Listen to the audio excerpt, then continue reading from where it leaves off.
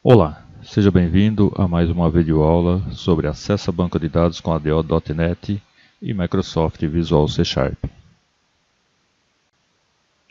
Bom, na videoaula anterior eu falei rapidamente sobre a arquitetura do ADO.NET.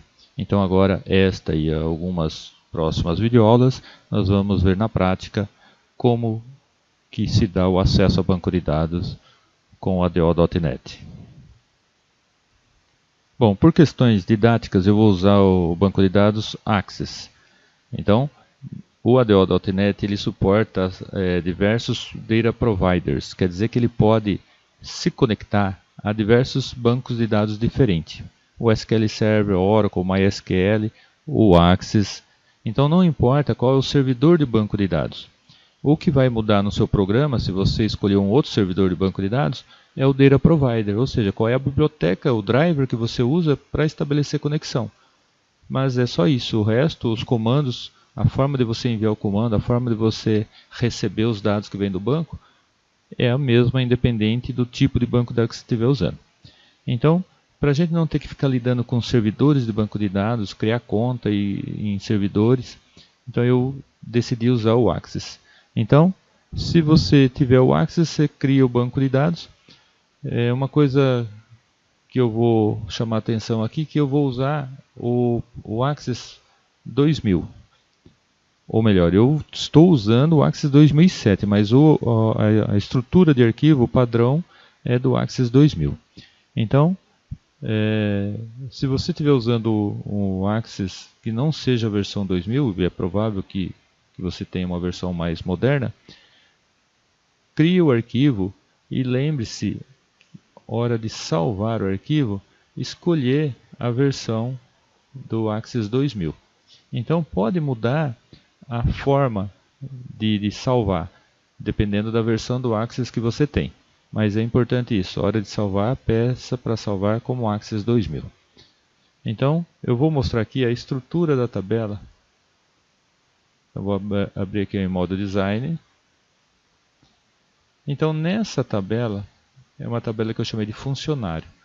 Eu criei um campo chamado ID, que ele é numeração automática, em alguns bancos de dados é autoincremento, né? Um campo texto com 50 posições, um campo CPF, data underline nascimento, cargo, salário, o cargo é número. Por quê? Isso daqui na prática seria uma chave estrangeira, seria o relacionamento com uma outra tabela com uma lista de cargos.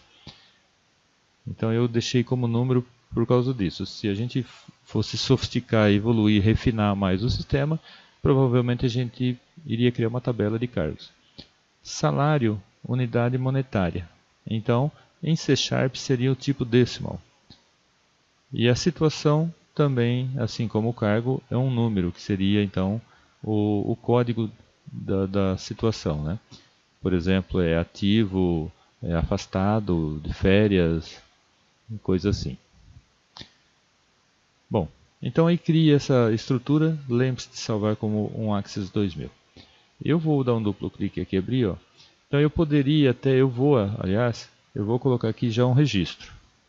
Eu vou colocar a mim mesmo, José Alberto Mattioli. Um CPF qualquer. A data de nascimento. Bom, esses campos não são obrigatórios, então eu posso até deixá-los em branco.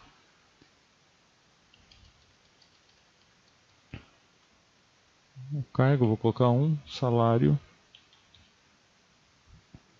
Situação 1 também. Bom, aí eu salvei um registro. Eu vou salvar o arquivo.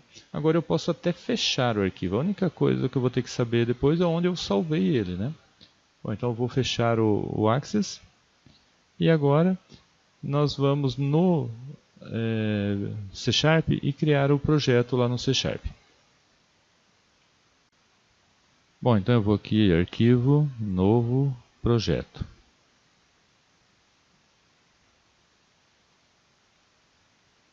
E aí eu vou criar então um projeto do tipo Windows Forms e vou colocar aqui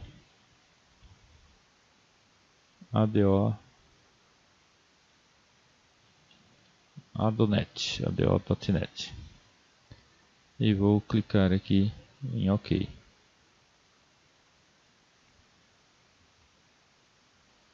Bom, ele criou o projeto.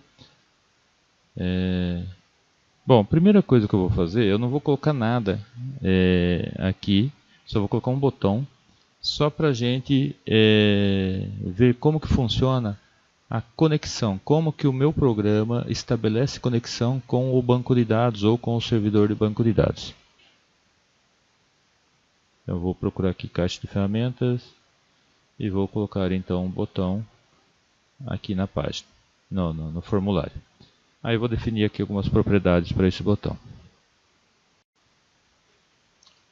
Bom, então eu coloquei aqui o nome de face aqui do botão, né, o texto que vai ser apresentado para o usuário, conectar. E eu coloquei como name btn conectar.